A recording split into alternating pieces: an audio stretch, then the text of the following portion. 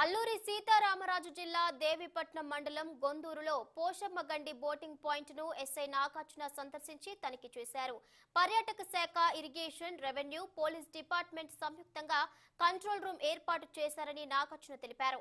పర్యాటక బోటుల్లో తీసుకునే జాగ్రత్తలతో పాటు పలు సూచనలను టూరిజం అధికారులను అడిగి తెలుసుకున్నారు. ఈ సందర్భంగా బోట్ లైసెన్స్ కాగితాలను కూడా పరిశీలించారు. అనంతరం పర్యాటక బోట్ డ్రైవర్ తో మాట్లాడి జాగ్రత్తలతో కూడిన సూచనలు తెలిపారు. అనంతరం గండి పోచమ్మ అమ్మవారిని దర్శించుకున్నారు.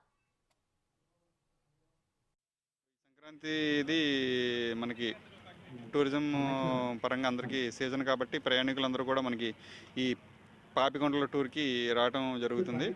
దాని మీద మేము మా ఏఎస్పీ గారినటువంటి రంపచోడవరం ఏఎస్పీ గారినటువంటి శ్రీ అధిరాజ్ సింగ్ రాణా సార్ ఆదేశాల మేరకు ఈరోజు మన ఈ గండిపోచమ్మ బోటింగ్ పాయింటింగ్ వద్ద మన కంట్రోల్ రూమ్ స్టాఫ్ అందరితో పాటు బోట్లన్నిటి కూడా సడన్ ఇన్స్పెక్షన్ చేయడం జరిగింది.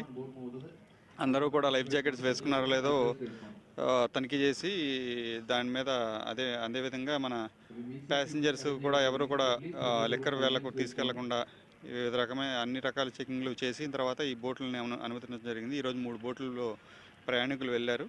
ఇక్కడ ఎటువంటి కూడా మనము సేఫ్టీ ప్రికాషన్ లేని ఎడల ఖచ్చితంగా బోట్ని నిలిపేస్తాం. ప్రయాణికులు కూడా ఎంటైర్ జర్నీ ఖచ్చితంగా లైఫ్ జాకెట్స్ ధరించాలి.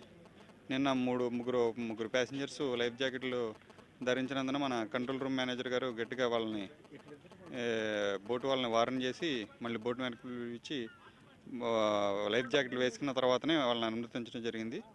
ప్రయాణికులందరూ కూడా దీన్ని గుర్తు పెట్టుకోవాలి. అనవసరంగా వాళ్ళకే టైం వేస్ట్ అవుతుంది.